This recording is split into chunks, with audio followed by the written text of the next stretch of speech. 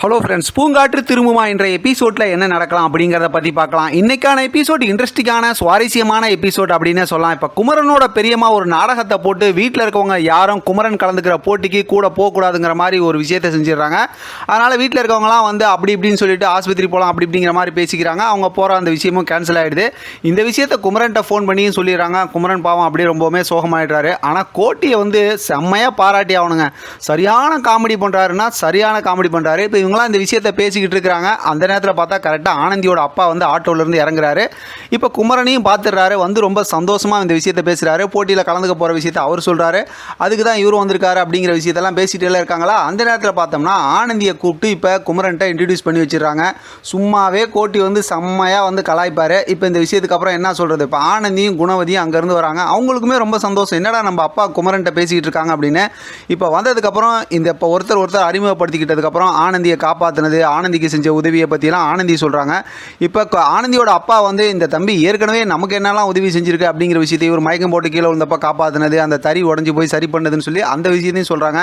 ரொம்பவுமே எல்லாரும் சேர்ந்து குமரனை பாராட்டுறாங்க. அதுக்கப்புறம் ஆனந்தியோட அப்பா சொல்கிறாங்க, என் பொண்ணு ஜெயிக்கணும், அதுக்கு நான் பாராட்டணும், கூட இருக்க சப்போர்ட் பண்ணுங்கிறதுக்காக நான் வந்தேன். என் மனசுக்கு நெருக்கமானவர் நீங்களும் இந்த போட்டியில் கலந்துக்கிறீங்க, அதனால் நீங்கள் 2 பேருமே ஜெயிக்கணும்னு சொல்லி நான் மனசார வேண்டிக்கிறேன் அப்படிங்கிற மாதிரிலாம் சொல்கிறாங்க. ரொம்பவுமே சூப்பரான மூமெண்ட்டாக இருக்குது. இடையில பார்த்தோம் அப்படின்னா கோட்டி சரியான கலாய்க்கிறாங்க. இப்போ எல்லாரும் போட்டியில் கலந்துக்கிறவங்களாம் வாங்க அப்படிங்கிற மாதிரி சொல்லிடுறாங்க. இந்த நேரத்தில் தான் பார்த்தோம் அப்படின்னா இன்பா அங்கேருந்து வந்து பார்த்துடுறாங்க. இவங்களாம் பேசிக்கிட்டு இருந்ததை அவங்களாம் போனதுக்கப்புறம் இப்போ குமரன் கோட்டிக்கிட்ட வந்து இன்பா வந்து வழக்கம் போல் சத்தம் போட்டு கத்தி கதறாங்க. கோட்டி அப்பயும் நல்லா பிரித்து கலாச்சி விட்டுறாரு. அந்த பொண்ணுக்கெலாம் எதுக்கு பேசிக்கிட்டு இருந்தேன் அப்படிங்கிற மாதிரிலாம் விஷயமும், அந்த தறி சரி பண்ணி கொடுத்தது, காப்பாற்றினது எல்லாத்தையும் மறுபடியும் இன்பா சொல்லி விட்டுறாரு. அதான் கோட்டி சொல்லி விட்டுறாரு. அதனால் இன்பா வந்து நல்லா கலாச்சி கிண்டல் பண்ணி கோவப்பட்டு பேசிடுறாங்க. இப்போ போட்டி ஆரம்பமாவது, ஸ்டேஜில் ஏறி எல்லாம் பேச ஆரம்பிக்கிறாங்க. இப்போ வரவேற்புக்காக எல்லா விஷயமும் பேசுகிறாங்க. ஏற்கனவே நம்ம ப்ரொமோவில் பார்த்தது தான். இப்போ ஸ்பெஷல் ஜட்ஜாக வந்து 2 பேரை வந்து கூப்பிட்றாங்க. பாண்டியன் ஷோரில் நடித்தாங்கல்ல, அவங்கள வந்து அதாவது வந்து அவங்க சரண்யாவையும் வெங்கட்டையும் கூப்பிட்றாங்க.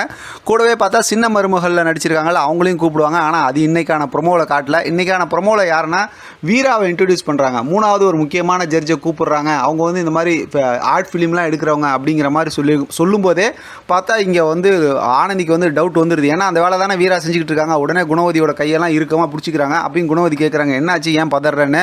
இப்போ பார்த்தா கரெக்டாக அந்த விஷயத்தை சொல்லிக்கிட்டே இருக்காங்க. அதோட இன்றைக்கான எபிசோட் முடிச்சிருக்காங்க. நாளை அப்படிங்கிற எபிசோடில் அந்த குட்டி ப்ரொமோவை காட்டுறாங்க. பார்த்தா வீரா உள்ளே என்ட்ரு ஆகிறாரு. அதோட பார்த்தா அந்த ப்ரொமோவை முடிச்சிருக்காங்க. இது சம்மந்தமாக ஏதாவது ப்ரொமோ வரும்னு நினைக்கிறேன். வந்துச்சுன்னா அப்புறம் நம்ம டீட்டெயிலாக பேசலாம். ஏன்னா இந்த இன்னைக்கான எபிசோடுக்கு இது போதும்.